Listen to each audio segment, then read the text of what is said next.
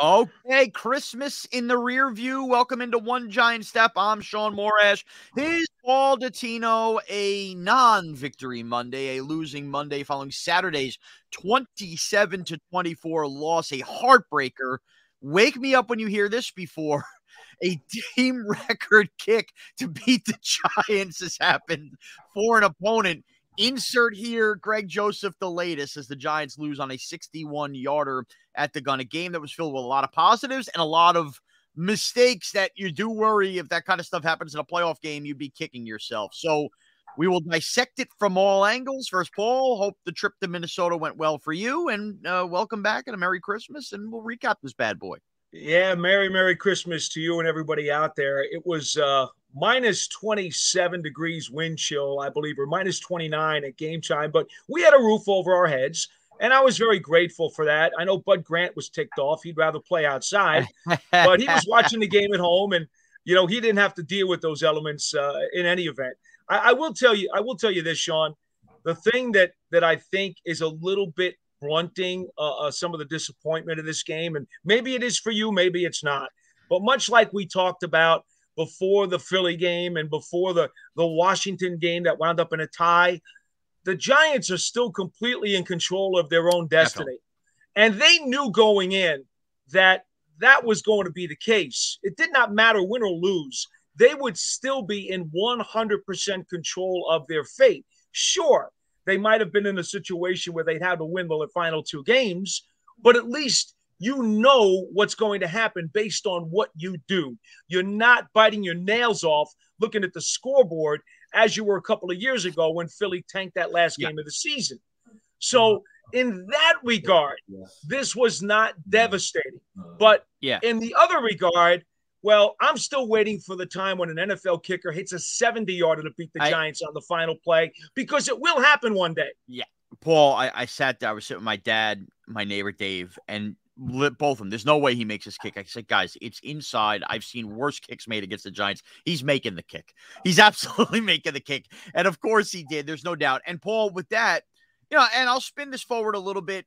I want to focus on some of the negatives for the positives. I do want you to hold this thought. The fact that the Giants knew they would control their own destiny afterwards, and the fact that they knew that they were going to go against a soft defense as far as getting the passing game going, I think that we saw some breadcrumbs and some things for the Giants that they could grow a lot of confidence off of. And I just wonder if not having that do or die mentality the way it felt the week before with the Commanders might have helped the Giants in the long run figure some things out offensively where they, you know, could kind of play a little more free and easy. But first, before we focus on all the positives, because there was a lot of it, and Daniel Jones deserves basically a badge of honor for everything that happened on Saturday, the negatives. There was a laundry list, Paul. I mean, from the block punt with 4 and change left that completely altered everything. Richie James's drop on 3rd down, which the Giants ended up getting a 55-yarder out of Cano. Had 2 fourth-quarter drops. 2 fourth-quarter drops. Well, specifically the one bad one that where they were churning inside. Yep, that was horrible. Well, both of his fourth-quarter drops would have been first downs had he held on to the ball. Yeah, and I'm not going to kill other drops like where Hodgins drops that 3rd down. It was tight coverage, good play by Peterson. Obviously, Daniel Jones's interception is going to be put under a magnifying glass. But look, the guy hadn't had a pass interception since the Detroit game, and before the Detroit game was a long drought too. So I'm not going to crush Daniel Jones for interceptions. It's one thing he doesn't do. And of course, the Bellinger fumble, which I give Bellinger credit post game. He took all ownership about I need to hang on to that for a rookie who's not a high pick either, who's had a lot thrown at his plate. Boy, he stood up there and answered that like a champ. When frankly, to be honest, of all the mistakes, looking back on replay, I just looked at that as an unbelievably great play that a lot of good players might have fumbled on that. But still, all of those plays were killers, Paul. Obviously, you know, we could rank them from here to there. What do you think was the biggest, basically, falter that was the death blow to the Giants in the end? Oh, I thought the block punt was the most critical one because obviously not only did that give the Vikings golden field position, but then it allowed them to get the touchdown that made it an 8-point game. You mentioned Bellinger. Look, he came back with the redemption, making a terrific stab on a dart of Daniel Jones's in the back of the end zone for the 2-point conversion that tied the game. So, you know, that's always nice to see when a young player makes a critical mistake, but then when he's called upon the next time, he redeems himself. So I thought that was pretty important there. But yeah, the block punt, The guy came right up the middle. Casey Kreider looks like he lost his balance or something, and he went down to the ground, and that's why the rusher was right in Gillen's face, and there was nothing he could do about it. I mean, a part of me was like, well, maybe he could have no, he couldn't have. You watch the replay. There's no way he was getting out of that. That was going to be a block punt. Great job by Julian Love. I was just say yes. Fall on the ball so that the Vikings couldn't scoop and score. And not only that, Love not only fell on the ball, I mean, he got within semi-striking distance that there was at least a glimmer of a thought, wow, maybe he breaks a tackle here and he gets the first down out of it. I mean, it was never going to happen, but there was like that glimmer of who knows. But obviously that's brutal. And anytime, Paul, it just feels like where a podcast keeps bringing up, games decided by special teams. I mean, the Seattle game clearly decided by those fumbles on the punts. This game with the block punt, it sets you back. You cannot lose games on special teams. And I know it's weird because the flip side is Gano essentially doesn't miss and is making kicks from all over the place. So you could argue they're winning a lot of games from that angle of special teams. But special teams mistakes, it's unbelievable how many games can come down to them. Yeah, and that's what happens when you're swimming in the quicksand of mediocrity. Right. A play here or there, a call here or there, and all of a sudden the game is decided. The shame about it is with the Giants special teams is that they've got this unbelievably robotic kicker in Gano who is like as automatic as you can get. They've got Gillen who has really on occasion boomed some terrific punts. Very inconsistent though, Paul. But also inconsistent, right? Yep. Also inconsistent. You have coverage units which have been inconsistent, and you have a return game that hasn't really done very much. The wild part about this was, Shaun, that the Giants really didn't get burned in the return game the other day.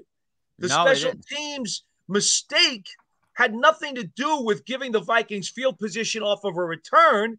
It had to do with a block punt, which was even worse. You're 1,000% right about that. And again, we're going to save a segment here for a lot of the positives, so let's keep the negatives coming.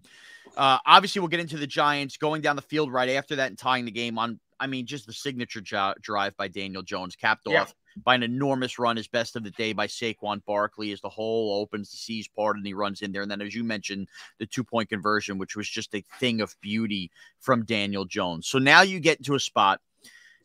Here you are, Vikings, Kirk Cousins, Ojulari out of the game. Oh, by the way, man, this poor guy, every time he's on the field, he gets a sack, and he had a big one earlier in the game, gets hurt again, which we can get into in a little bit. You don't have him on that pass rush. Thibodeau is doing all he can. Obviously, whether it's Darius or whoever, he's getting locked up. By the way, everybody wants to complain to Washington about what was missed the call earlier, that final play that sets up the field goal. Can we get a holding call on Kayvon Thibodeau? I've went back and watched that multiple times. Oh, yeah. Unbelievable. I could argue that's a worse non-call. Nobody talking about that because Giant fans don't quite cry like Commander fans. But how did you think, based on no secondary, obviously you're still missing Jackson. Earlier in the game, you had obviously Love and Holmes who did everything they could at Hockenson, and only to have that play come through. But late in the game, Landon Collins gets that sack. Then obviously what happened there on the Jefferson catch, or the two of them in the catch and run. Did you have any problem with the wing play this? And is this just a matter of not having, enough talented bodies out there, Paul? It's a matter of guys making great plays for the Vikings. You always hear they get paid too. There were 2 catches by Jefferson on the game-winning drive. One in which Wink sent the house and came within like that much of plastering Cousins into the turf. So the play call was good. They forced Cousins into making a desperation throw. And to be frank with you, I don't think Holmes was that far off of Jefferson. He closed and Jefferson made the play. Jefferson might be the MVP of the league. I know there are some people going to think it's Jalen Hurts. I think it's Jefferson. All day long, Jefferson was a thorn in their side. Oz was Hockenson, clearly. And, oh, by the way, this is exactly what we're talking about with the Giants and building up, and they had admirable days from Slayton, James, and Isaiah Hodgins, which we'll get to. But, if Justin Jefferson simply changes jerseys and flips teams, I think it's pretty obvious to say who wins this game, too, Paul. He's the difference. It's not even close. Yeah, he's the difference in the game. It's the difference in the game. So you get the desperation throw by Cousins. Jefferson makes a nice play on it because he's who he is. And then on the screen pass at the end, as you said, Clearly, Thibodeau was held, and it was right at the point of attack. It Unbelievable. was right where the screen was makes designed the to go. play if he's not held. And immediately after he gets held and twisted, he looks at the ref and there's no call. And whatever. Let's talk about the fact, though, that with a very suspect secondary and with a suspect wide receiving core like the Giants have been playing with now for the last month and a half, okay, they were still right there. Hawkinson made a phenomenal catch on the touchdown. Okay. It was unbelievable. And quite frankly, Jefferson did a hell of a job on his post route on his touchdown too, because Pinnock came over a little bit late. But let's not kid ourselves. The coverage was tight. The throw was outstanding, and the catch was really good. The Vikings needed to make at least 2 outstanding plays in the passing game to be able to escape with that. And again, I think if I'm the Giants, and I got this feeling in the locker room after the game, the Giants feel that they let this one kind of get through their butterfingers. They know they can play with the Vikings. Yeah. They know they can beat the Vikings. And I'd venture to say, I'll speak for them, I think they'd love to get the Vikings in the first round. Yeah, and I was going to add to that, too. Also, another part that we didn't bring up, too, I'm not going to kill him. Would have been a great play. Flott, the pick not holding on to that, obviously sets up Hawkinson. That's an interception cell that kind of gets forgotten in the game. Yeah. Whatever. Okay, that's another part. But to that point, this has been kind of the game I've been searching for. I was kind of hoping we saw it 2 weeks ago versus the Eagles, in that I am not looking for some kind of crazy Super Bowl run for the Giants. So I hate when people, don't bring up 07-11. But this was the kind of game that felt like Packers regular season 11, Patriots regular season 07. Not in that level, but in the build that locker room up and go, look, that's the next best thing NFC has to offer. And we went blow for blow with them in their building, and we did some things offensively that have been called out we haven't done all game. So I think that's, from that standpoint, you're taking a run with it. And Paul, do you one better. Because of that, obviously the Giants in those seasons got to see those teams again and had that confidence.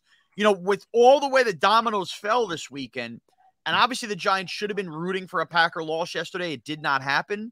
But the fact that the Packers won, well, geez, now suddenly the Packers really are going to be all out in that game with the Vikings next week and start to look at those standings. If the Giants can beat the Colts and you get in that 6th spot, tell me, wouldn't you much rather see the Minnesota Vikings here if they were to lose a game and play in that kind of matchup than the Giants end up with the San Francisco 49ers? Because I think that's the case, yeah. Shaun, I've been saying for the last many weeks now, Philadelphia and San Francisco are the 2 best teams in the conference. Yeah. Maybe, just maybe, Dallas might even be the 3rd best team in the conference. And Minnesota would be maybe a distant 4th. I looked at that Vikings team, and come on, you're going to tell me that you didn't feel better? Of course you did with that game than you did the 2 Giants-Dallas games. Absolutely. Not even close. I would be fired up, and dare I say picking the Giants to win the game after what I saw if we see them on Wild Card Weekend. I'll tell you I will right now. I think the Giants win the rematch. I'll tell you that right now. And by the way, injury report will have something to do with it. That's the other thing. And maybe we'll get to that now, Paul. The Giants, we've been waiting, and I understand their cautiousness. They are now in a win-it-in situation at home versus an Indianapolis Colts team. It's not a great team, but you know what? It's the NFL, and anybody can win any given week. They got to stop screwing around with Adoree Jackson. It's do or die time. He's got to get on the field on Sunday. He's got to get on the field. I'd be very surprised if he's not. I know we've been saying that for the last couple of weeks. I watched him at practice. He does a lot of running, a lot of sprinting, does a bunch of agility drills. He looks very nimble, and he says he feels very nimble, and he sounds like he was ready to go a couple of weeks ago. But again, if they needed to hold him back, and maybe this was the deal all along. Maybe the medical folks felt that there was still too much risk, and it was like, wait a minute. When you really need them, when your backs are against the wall and you really need them, do you want them for the stretch run and maybe for the playoffs? Because think about it. They would have been correct to be cautious if they held him out to this Colts game, okay? He blankets Pittman and basically takes him out.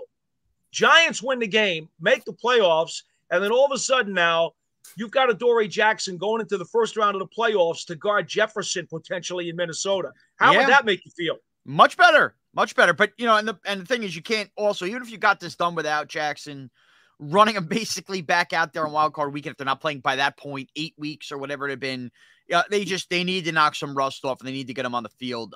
And with all due respect, These guys have been scrap heap guys all year. McLeod dropping another pick.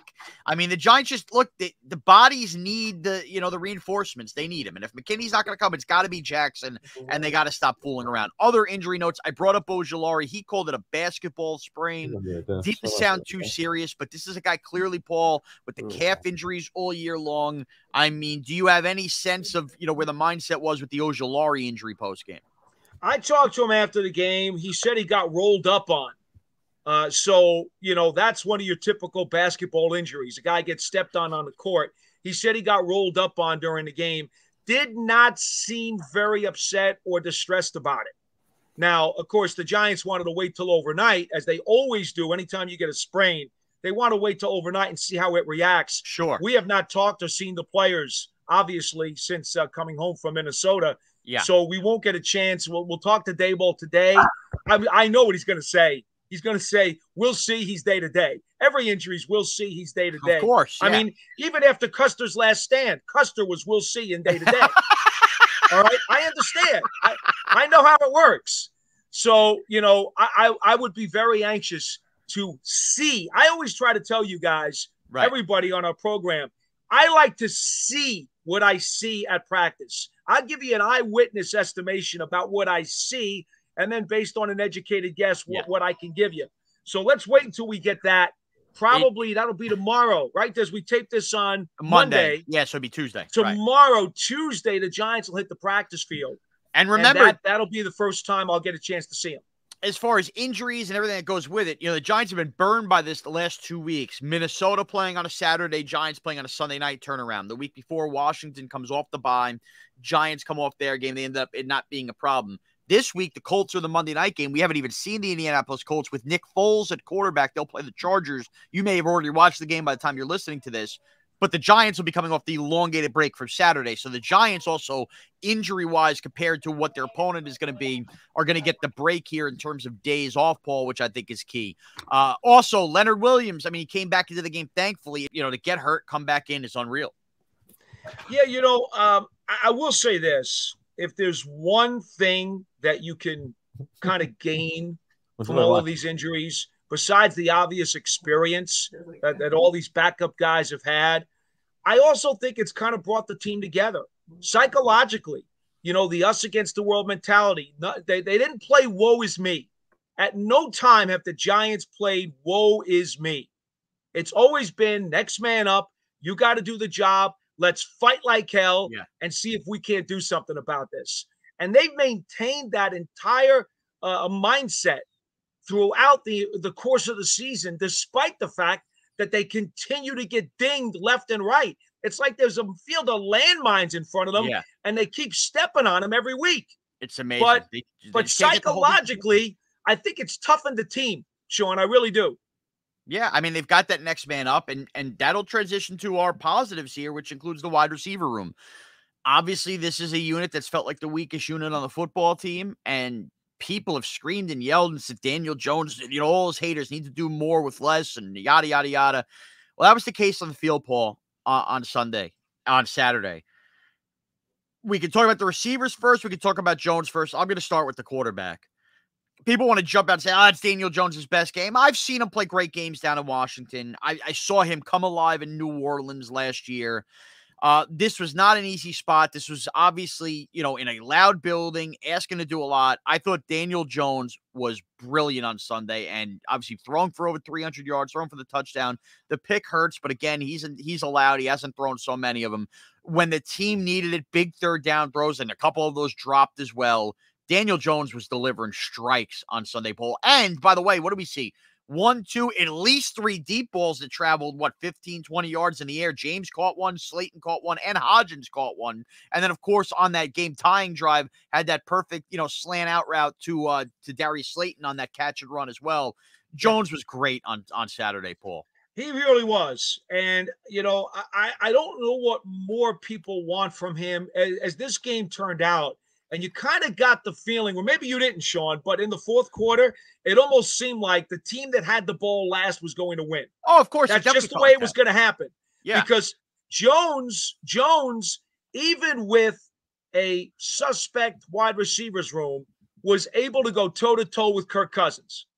And the receivers he's got, the weaponry he's got, and Daniel was like, okay, fine. I need to go down 75 yards in 59 seconds and tie the game up and hit the 2-point conversion. No problem. We'll take care of that. And he did it. Just like that, as we've seen so many times before. He's got 5 game-winning drives in the fourth quarter or overtime this year.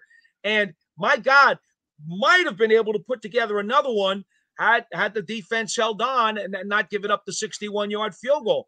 I still don't understand what more people want from him. They got their 300 and something plus yards. The fantasy football people can actually lick their chops for a change and say, oh, we got good fantasy football numbers. Paul, you're right. I have 2 buddies of mine who are like just in the anti-Jones camp. It becomes so nauseating. I ignore their texts on Sundays. And after the game, I kind of, sent them, you guys are real quiet today. And I got this one. It was almost so stubborn. He still left some plays out on the field. What? Yeah. What place did he leave out on the field? I mean, did you miss when he could have took him down for 2 more touchdown drives when Bellinger fumbled and when Richie James dropped that 3rd down? That could have been another 14 points, I guess 11 points, whatever, when you count the field goal. I mean, what is the guy supposed to do? People have to hold on to footballs too. It's like if Jones doesn't put a ball right in the numbers, it's a problem. I even saw some people online criticizing, wow, that throw to Hodgins. Hodgins really bailed out Jones. So now Jones leading the receiver is a problem too. He throws it behind a receiver, you kill him. He puts it out in front of him. Like every deep throw has to be perfect in stride to be a touchdown, or it's not a good throw, Paul. He cannot win with some of these people who hate him. Shaun, you have to understand the blind will always be blind. You can't help them. You just can't help them. No matter what they see, they won't see it. And that's okay. That's okay, because guess what? They're not the ones in the front office who are going to offer Jones an extension at the end of the season. Yeah, so you don't have to worry about those people. And look around the NFL. Suddenly, it feels like there could be a lot more suitors for Daniel Jones as well. There's a lot of bad quarter, including, by the way, across town in New York too. Now, you know what, Shaun? I want to bring up one other thing that's kind of a throwback here. You remember in 2004 when the Giants played Dallas the last game of the season? I was in the building. And they were faced with what was a defining moment in Eli Manning's career. He audibles out, hands off to Tiki Barber up the middle. Barber races in for the touchdown on the final play of the game, and it's do or die.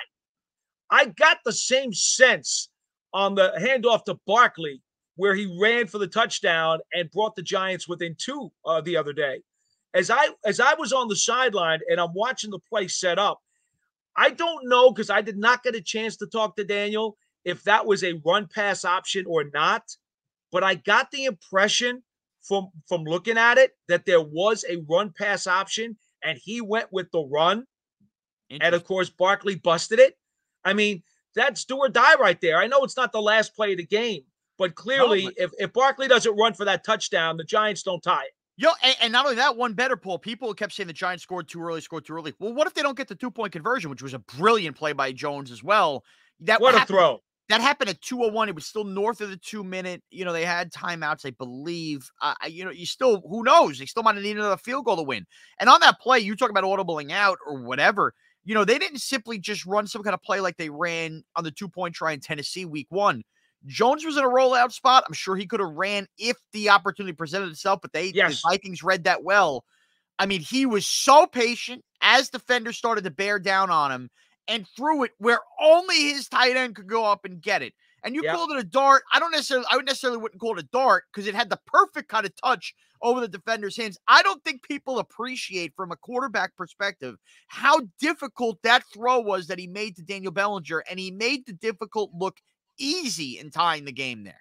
Yeah, that play when he rolls out, if it's wide open, he certainly can take off, but it's a flood.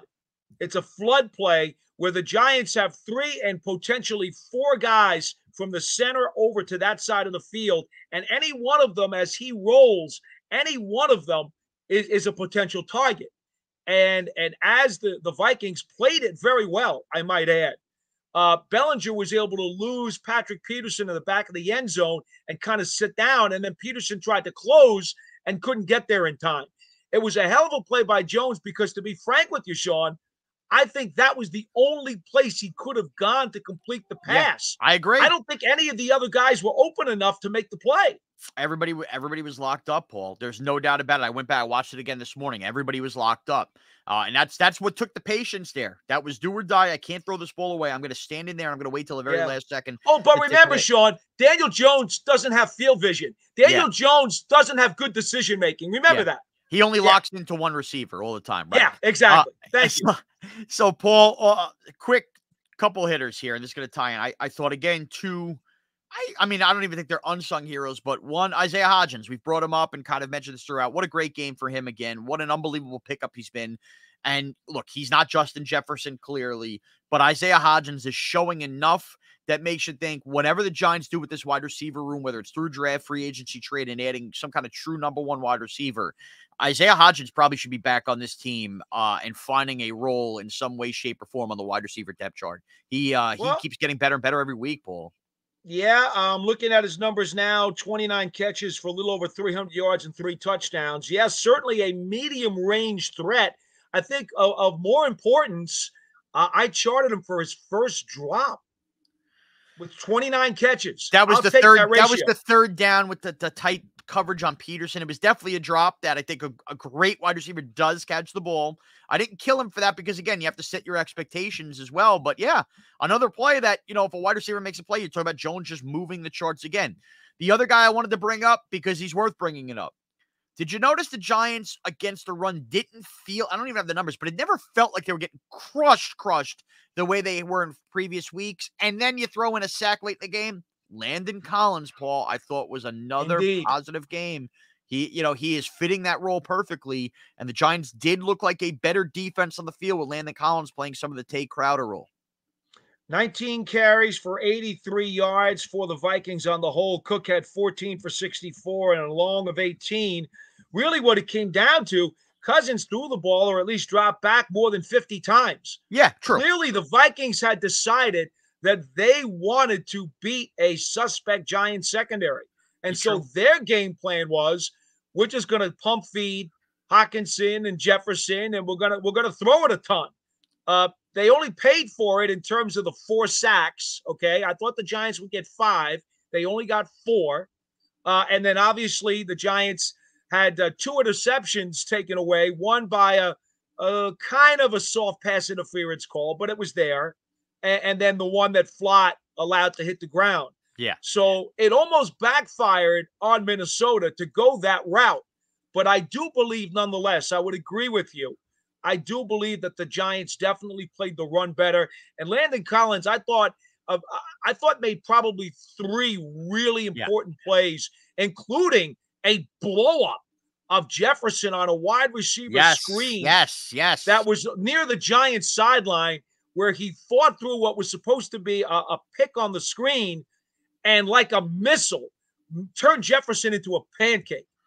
Yeah, and be honest, if Jefferson obviously doesn't have that scramble late, and let's say the Giants won the toss, went down the field, scored a touchdown, won the game. Oh, that play is all over the place. Yeah, absolutely. Yeah. And obviously the sack, it would be unbelievable. Landon Collins would be talked about for a long time. All right, Paul, so we're later in the week. We're going to come back, obviously, with a game preview, but the Giants are now well aware. I mean, they've avoided, and Dable's tried to avoid saying the P word, playoffs all year. We've said that.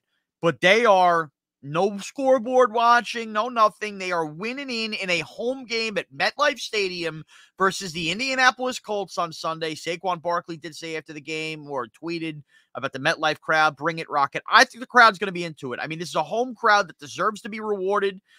This has been some season that started with Tennessee. For that crowd to flood in on New Year's Day and get a sense, hey, the Giants win, they are in the playoffs. Feeling sense early. Obviously, we haven't seen or had anybody speak to the team. I think this team's going to be into it and embrace the moment, Paul. Yeah, I do too. I think these fans are going to go bonkers. And let me tell you, it was loud in Minnesota the other day, about as loud as any stadium that I've heard all season.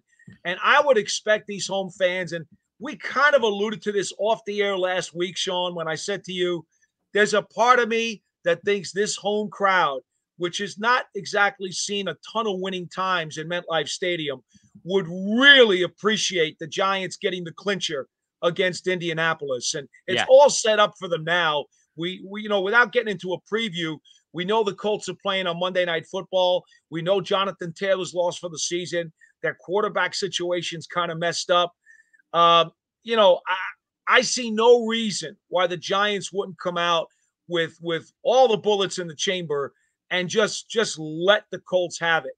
But again, just so people do understand, a Giants win or one loss by any of these three teams, Seattle, Detroit, Green Bay, or Washington, over the final 2 weeks, and the Giants will clinch. Yeah, so there you have it. Giants play. Hopefully, we're popping bubbly a week from today. That would be. I said 4 teams. I meant 3, but I said 3, but I meant 4. You know what I meant. I gotcha, Paul. All right, Paul. So this could be a big week of practice, locker room reports. We're gonna be tracking the injuries. Where can everybody get you on Twitter? At Giants WFAN, and hopefully there will be some good news on both Jackson and Ojulari. I think that it's certainly a big game for sure. All right, and at Mraz CBS, where you can find me. Thanks to producer Adam, and thank you to everybody for taking one giant step with us.